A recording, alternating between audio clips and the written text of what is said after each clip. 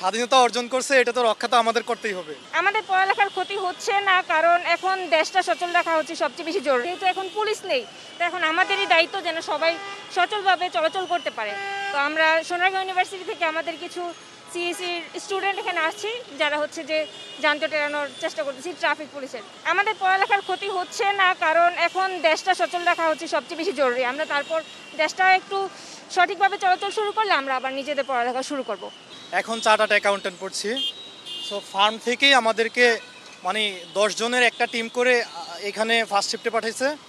আমরা আবার লাঞ্চ আওয়ারে চলে যাব, আবার লাঞ্চ আওয়ারের পরে আবার ফার্ম থেকে আরেকটা 10 জনের টিম আসবে। স্বাধীনতা অর্জন করছে, এটা তো রক্ষা তো আমাদের করতেই হবে। যতদিন পর্যন্ত শৃঙ্খলা বাহিনী না আসবে ততদিন পর্যন্ত আমাদেরই দেখতে হবে। এখন আবার পরের টিম আবার এসে পড়বে, প্রায় এখন তো বেজে গেছে প্রায় 10টা, 12টা একটার দিকে আবার আশা করি নেক্সট টিম আসবে, তখন আমরা আবার উঠে ফার্মে চলে যাব। গাড়ি যখন থামানোর প্রয়োজন হয় তখন এটা সামনে দেই, তখন গাড়ি থেমে যায়। আবার যখন চলা হয় তখন হাতের ইশারায় আবার চালিয়ে দেই। আজকে রাত্রের 8টা পর্যন্ত মেবি ঘোষণা আসছে যে 8টার পরে আইনশৃঙ্খলা বাহিনী এখানে দায়িত্ব পালন করবে। তো আজকে পর্যন্ত আমরা এখানে দায়িত্ব পালন করবো ইনশাল্লাহ। যতক্ষণ পর্যন্ত না আসে ততক্ষণ পর্যন্ত আমরা দায়িত্ব পালন করব।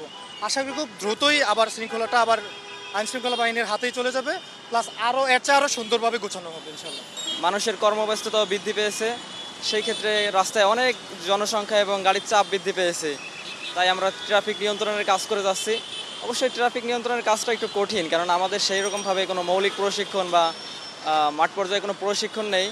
অবশ্যই ভালো লাগছে, কারণ আসলে রাষ্ট্রের জন্য কোনো কিছু কাজ করতে, ভালো কোনো কাজ করতে গেলে সেটাই কোনো স্বার্থ থাকা উচিত না। আর স্বার্থ থাকার জন্য আমাদের দেশটা এখনও পিছিয়ে আছে।